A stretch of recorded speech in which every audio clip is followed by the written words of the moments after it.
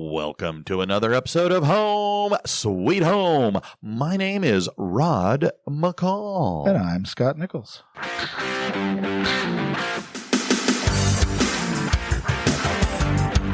Is it just me, or has winter really hit hard here in the South? I mean, if it's below 60, it's tough for me. Oh my gosh, I don't mind a little cool weather, but I hate the snow and I hate below freezing.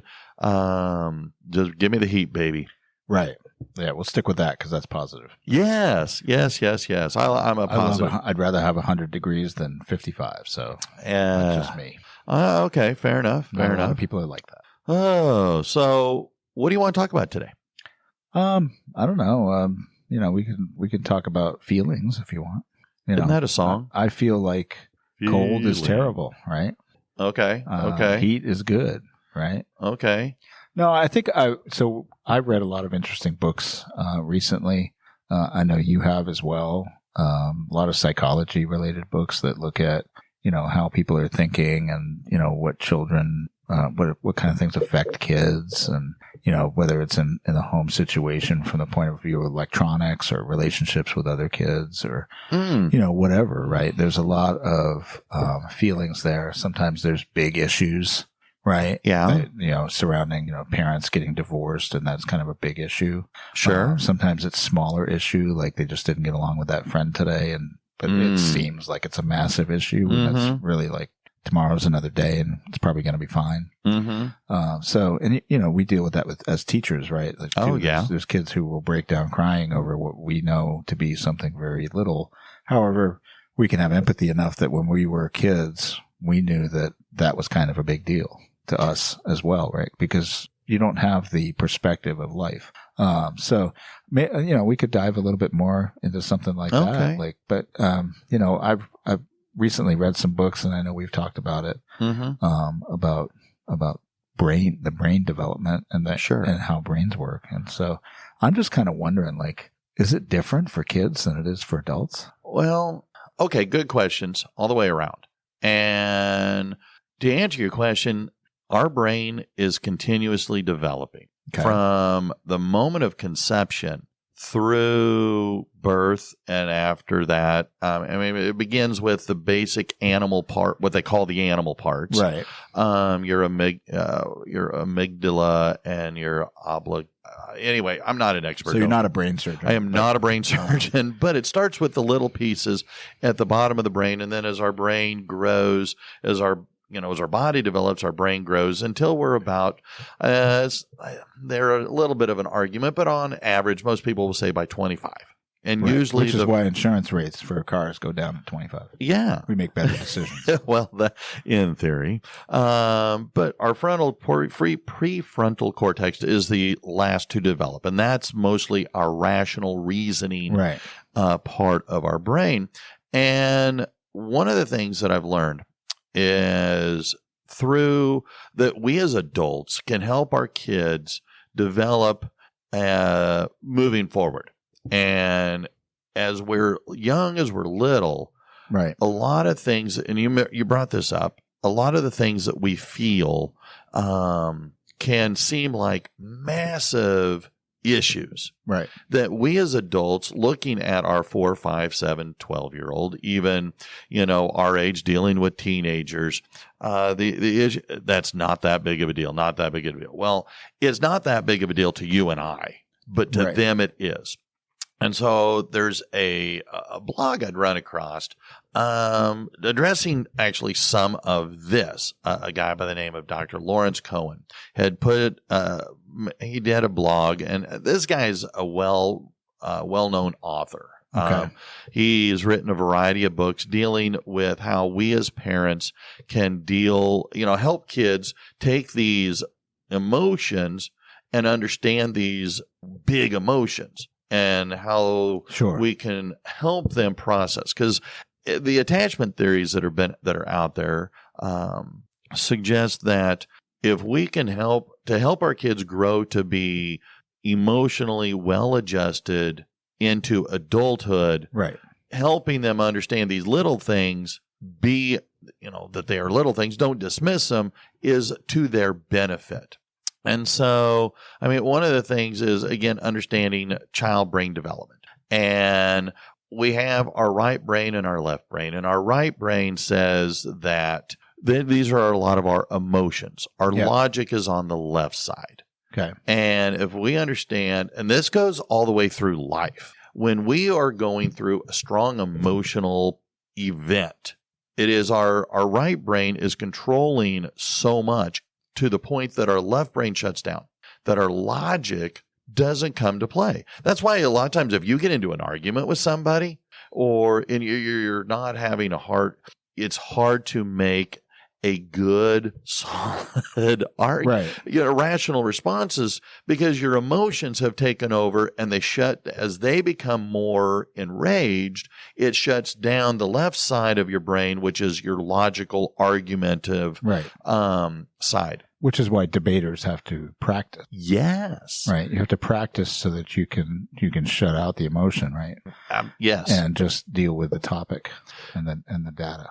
And so for a child, that's really, really challenging. And so when they come home from school saying that they had a fight with their best friend and I'm never going to talk to them for the rest of my life. Until tomorrow. And so let's talk. Yeah. So let's talk about this. I'm sure you've gone through some of this, with Charlie as a little kid, with your three children, raising them. I think anybody who's ever seen a temper tantrum has seen this. Or we've done it ourselves, right? One of the things that fascinates me about this is that we have to study how kids think when we were all kids at one time and we all thought this way. Mm-hmm. We all had these irrational thoughts, but somehow we don't remember what it was like. So we have to read about it and study it again. Oh, absolutely. Absolutely. This is so funny. We're talking about, and as adults, we can have these kinds of issues. All right. We're at work and our boss comes in and makes a less than friendly suggestion about how to do your job better. Sure. And depending on your frame of mind, you can go, oh, thanks. Okay, sure, I can do that. Or you can say, kiss my grits and blow up at them. I definitely don't recommend that. I don't either, but that doesn't mean that. Unless you have another job lined up. True. And so, again, as adults, we can handle things a little bit better, hopefully, because we've had a lot more experience and we've learned that little things don't have to grow into be big things. Right. But little kids don't necessarily have that experience and their brain hasn't fully developed to a point to understand that. Right. And so these what you and I would consider a small issue, such as, well, my favorite shirt is in the laundry, or my hair isn't working, or you want to throw in a teenager, acne has shown up. Or for boys, when you're going through the voice change. Sure. All right. All of these things can be traumatic. And so it's our job as an adult to work with our children to help them understand that these things, how to process them. Right. So they can understand that while they might be big for them at that moment, in the grand scheme of life, they really aren't. Yeah. So I know that, so we work with, teenagers, obviously, we as high school teachers. Mm-hmm. And I know that, one of the things that we know as teachers is that, we want to make sure that the kids know that we care about them. Yes. Right. And that we hear them, and those kinds of things. And I think that throughout society with adults, there's a lot of sayings that have been used in the past, that maybe aren't quite as, loving towards children as they could be, right? Like children should be seen and not heard. Yes. Right. Or suck it up, yes, and move on. Yes. Get over it. Calm down. Yes. These kinds of things are what I would consider to be very dismissive of people's feelings, and the things that they're going through. And so I just wonder, what is the importance of recognizing and showing that child or even another adult, that you care. It is all of those things. My dad used to say, to my sisters and I that children are to be seen and not heard. And if we want a comment out of you, we'll give you one. So that I get. Who asked you? What do you mean? I'm just saying, like that comment, right? Oh, yeah. Who asked you? Right. Okay. A kid says something. It's like, who asked you?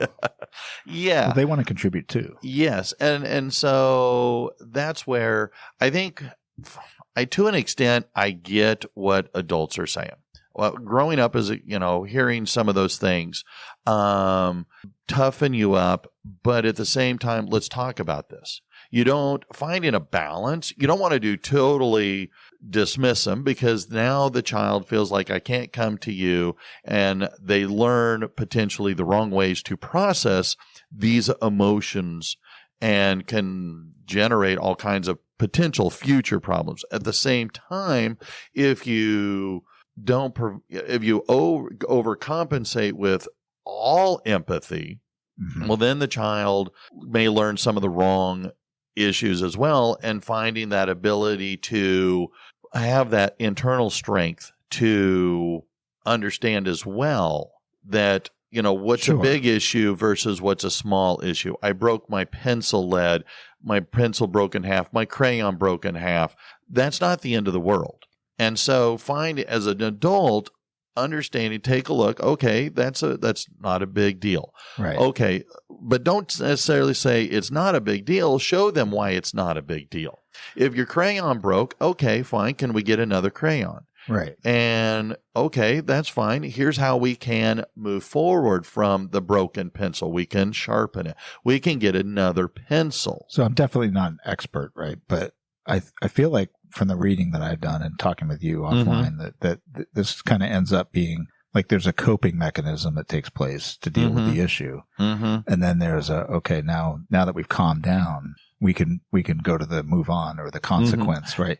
So just because you have empathy doesn't mean there's no consequence. Okay. I tell students all the time, there's always a consequence. Everything you do, there's a consequence. Does that mean it's bad? No, there are positive consequences and there are negative consequences. Right? Like you get to choose. Sometimes you don't get to choose. Sometimes there's a negative consequence, and you have to deal with it, but that doesn't dismiss it. That's, you've got to cope with that and then figure out, how do I move forward? Right? Because you can't just camp on it. Kids don't understand that. There you go. And I think the key thing you just said was you can't camp on it. You can't build a homestead on that one particular feeling, that one particular issue or emotion.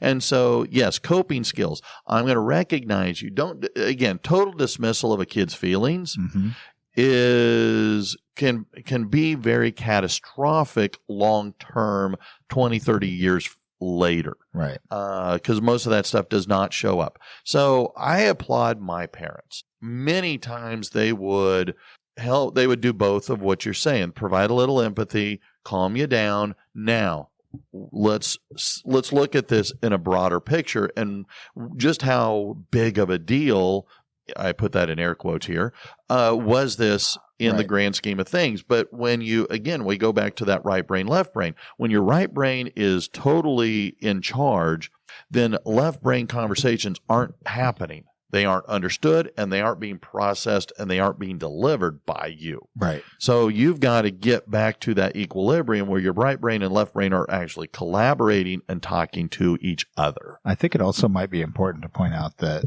not every kid is the same. Right. Oh, yeah. So I know that I've heard this before from other places, but also my own kids, like, I didn't treat them all exactly the same on everything because they're different people. And sometimes they needed different things. And some of them could, you could be a little bit more, direct and hard with, and others not necessarily, right? They're just not there yet, and it takes longer. So I think it's important to evaluate where your child is, and you can't just have a cookie cutter method of dealing with every person, because not everybody's the same, including your own kids if you have several, or some people have mixed families where they're not even biologically connected, and you can't just assume that everybody's the same and have this is how it's done, right? There's no good. If there was a manual that actually worked, then that would be the bestseller, right? Sure. But absolutely. There just isn't. Well, in public speaking, we call it know your audience. Right. We do that with our teaching, know your audience. Right. And so. And I have one class period that I might do a little bit different than another because that's what they need. There you go. And so that's why I say, and that's, again, our role as parents is knowing your child. And we know our children as well as anybody. For you and I as teachers, as me as a professional counselor as well, you've got to also know your role in helping that child. And as you know your role, whether you're a grandparent, whether you're an aunt, an uncle, a godparent, just the neighbor, whatever you might be, you know your role. Yeah. And as you know your role, well, then don't overstep your boundaries. So, I think that the next thing I'm thinking of here is that whether it's an adult, right, like with just understanding my wife for me, or whether it's children, young to teenager, I think that oftentimes we see them having a struggle, and we think that that's what the struggle is about. Okay. Right. But it might not be, right? Like they might throw a fit because you changed the channel, but it's not really about you changing the channel. It's about something else. Right. Yeah. So things can be displaced, right? It might be like, whoa, that seems kind of off for you to be upset about that.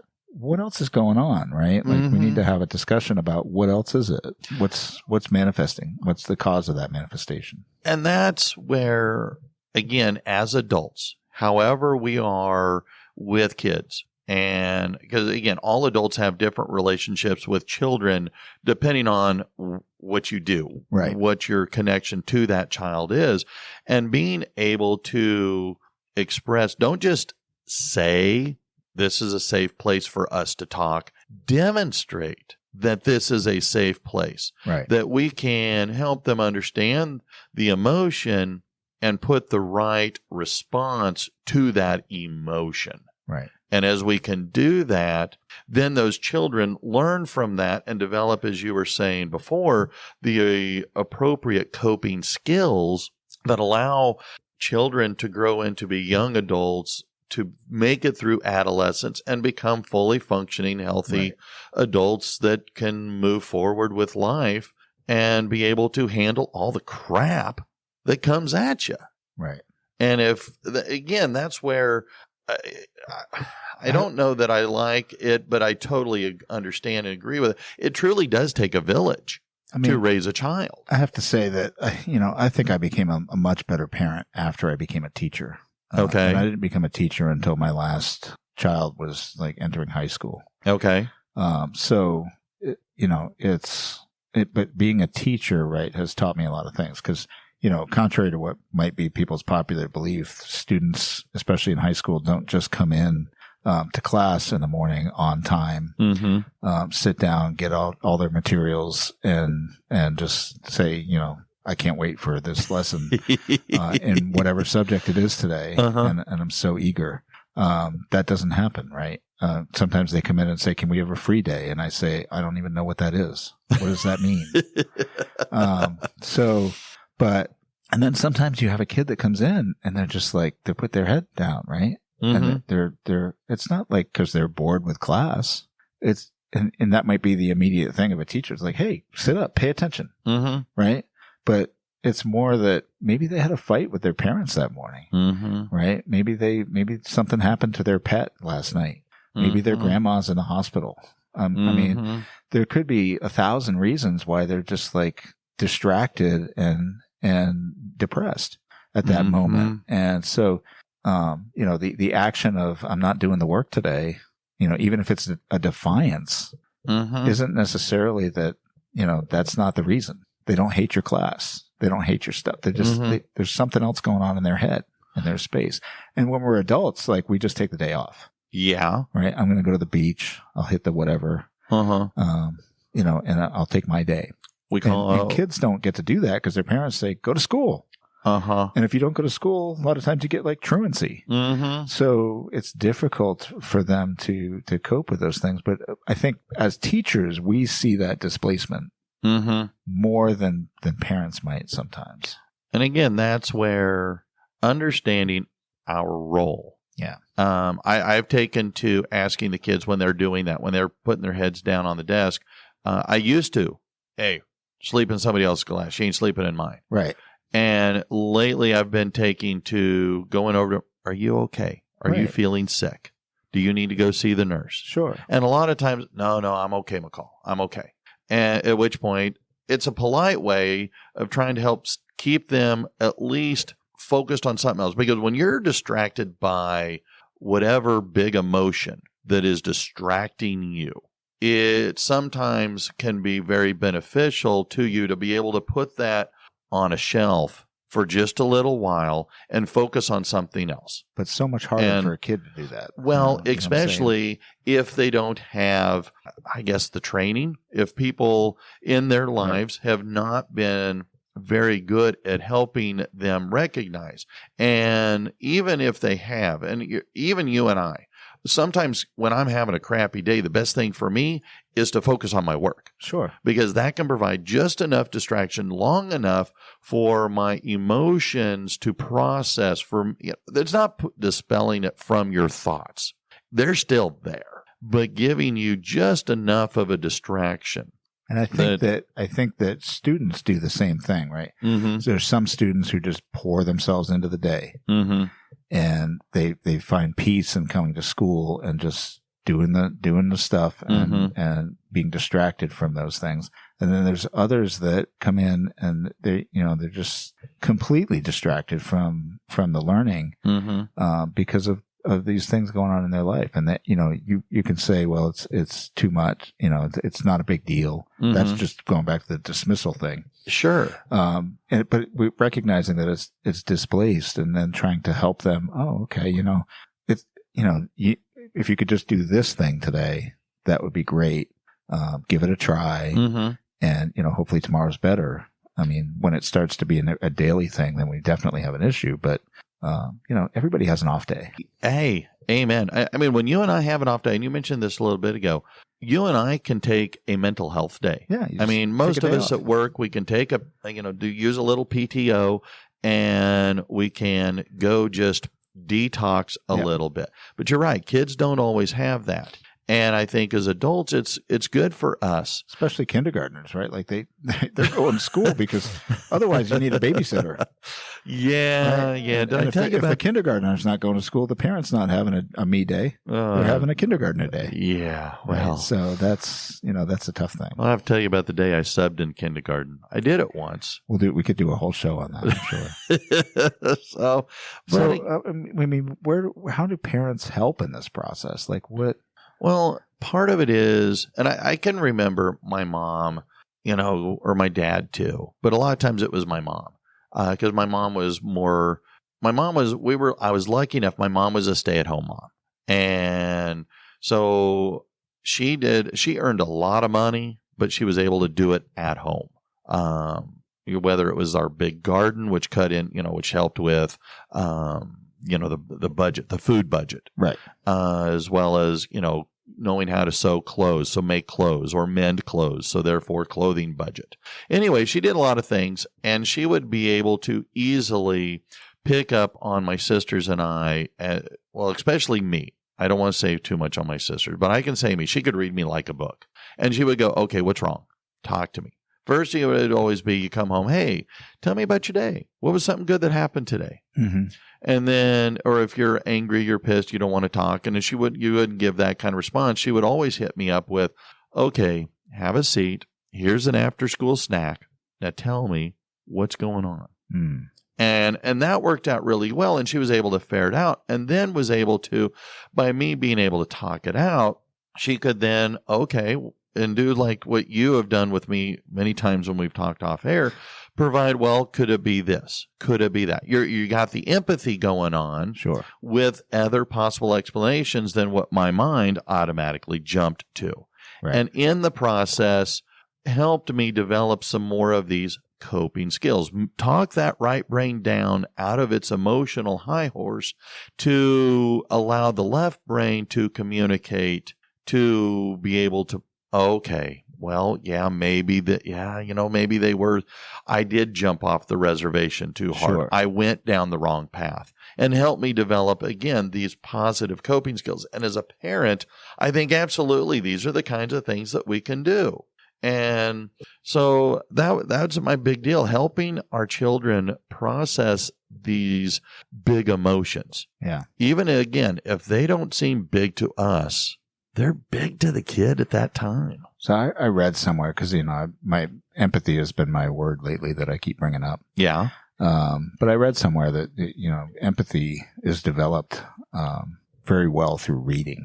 Okay. And it doesn't even matter what you read, right? So you could be reading novels, you could be reading, historical stuff, and you could read, it's fiction or nonfiction, doesn't make any difference, right? It actually all contributes to empathy. And so, getting kids to read would be a great way to help them with like coping skills and things like that, getting a wider understanding of the world, seeing how characters in books deal with problems. I mean, all these things, and reading is more engaging sometimes than video, because not everything's explained, right? Sure. And that's why we could watch a movie.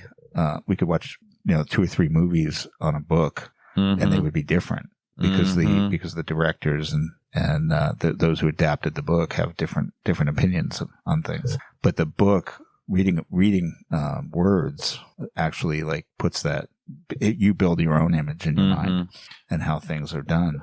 And so you can learn a lot from it. And it's something that I think that kids aren't doing a lot of. I think that's one of the reasons why the Harry Potter books were so, and continue to be so popular. Particularly the people that identify as Hufflepuffs, right? Which is an empathetic group. Sure, the fat friar. But I agree that those kinds of books, I was a huge reader growing up. And I read all kinds of stuff, fiction and nonfiction. I never thought about that till just now. The input or impact that can have. Yeah, there was a gap in my life where I didn't do a lot of reading, and I wasn't very empathetic during that period. I've gotten back to doing a lot of reading, and I feel like I'm understanding myself and life a little bit more, and I hope I'm a little bit nicer than I used to be. Well, I didn't know you before, but I would say you're very nice and very compassionate person now. So keep reading. So I appreciate that.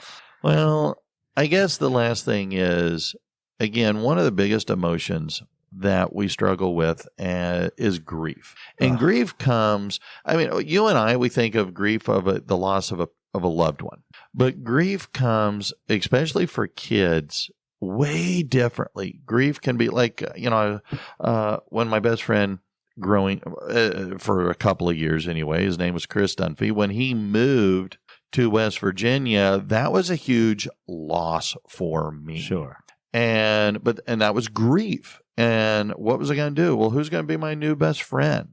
Right. And my parents talked me through this. The loss of a pet is a huge deal, especially if they've grown up with this pet. And so helping a child, address grief, maybe you're moving from this neighborhood to another town, another state. You're losing your school friends because you're moving. Well, that's grief. As a parent, we can help kids process this and how to handle these emotions because they've got them. Sure. And so being able to help them address these issues. And then, of course, as they get older, I think I was in 7th grade when my first grandparent passed away. Yeah. And being able to have my parents explain what's happening was really good for me. And so that as I got older and I lost ultimately all of my grandparents, I was able to deal with that. And then, of course, grief of losing a job. Crying out loud. Yeah, I think this is a really important skill, and I think it goes along with anger because the anger is a part of the grief process. Yes. But I mean, as you get older, you're going to run into more and more grief and anger situations, and you have to deal with them, and you have to be able to snap back from it and kind of move on as fast as you can. But it's a slow process typically, right? So, obviously, there's some grief that's going to take longer than others, right? Like if you lose a very, very close, person, that's different than, somebody it was an acquaintance, 15 years ago. So that's going to be different, right? But the bottom line is you're going to lose people.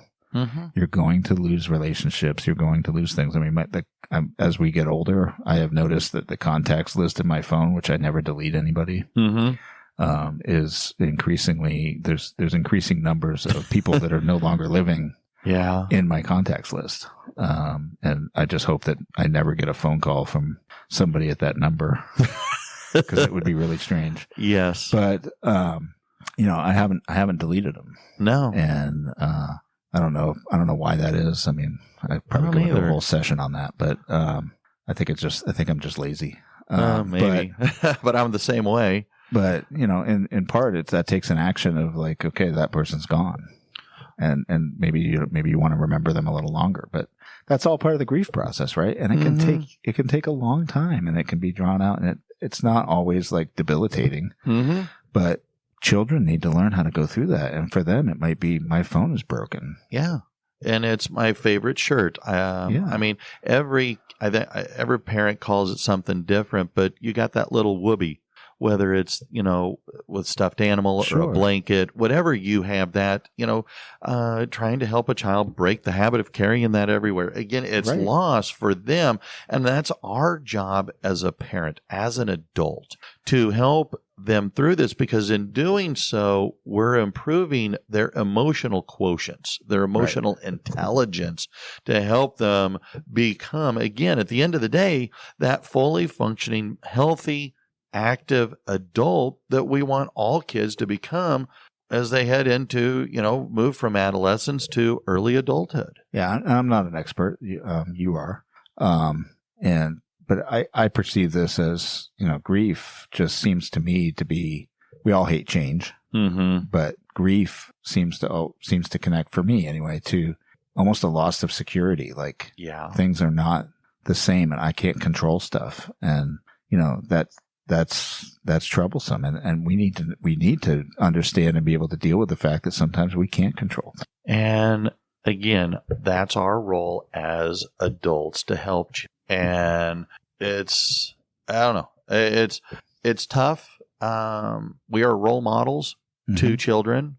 I know that Charles Barkley likes to say time and again, I'm not a role model. Well, you don't get to choose who you're a role model for. Sure. And he took me out of his 5, so whatever. I'm sure I was never in it. So anyway, I'm glad you wanted to talk about this, because these are big things that even as an adult, you and I know these things, but it's always nice to have as a reminder, that help our children process their emotions, no matter how minimal they are to us. They are big to the child at that moment. Yeah, I mean, I guarantee you that this week something will happen to me that I will overreact to. Oh, yeah, I'm sure probably later today. I will think of this conversation, because we do it. And I hope that others will have that same experience. I mean, not that, we're experts. I mean, you are. I'm not a pure expert yet, but getting there. It's one of those things that, whatever we listen to or whatever we can read that would just give us a little bit of help when it's needed. Yeah. If you store that stuff up. And I think that's why reading for children is important, right? Like, they reflect on those things. They come back to it. I remember that in that book, that character, how he dealt with loss. I think I can do that, in the same way. And so they can learn from that. So it's so important to read, for everybody. I wish more people would do it. Amen. All right. Well, thanks. I didn't know where we were going when we started, but I liked where we finished. I mean, it usually comes out okay. And if it doesn't, we can edit it to make it happen. I'm a free flowing, free thinking individual. Don't always know what I'm going to say until I say it. So, Hey, we're always looking for ideas too. So, there's ways to shout out to us, liking and comments and emails that we post with this. I mean, feel free to reach out because, and share this with your friends. Absolutely. We're just trying to reach whoever. Nobody's making money on this. So, but we'd like to be, as helpful as we can be. So until next time, I'm Rod. I'm Scott. See ya. Bye-bye.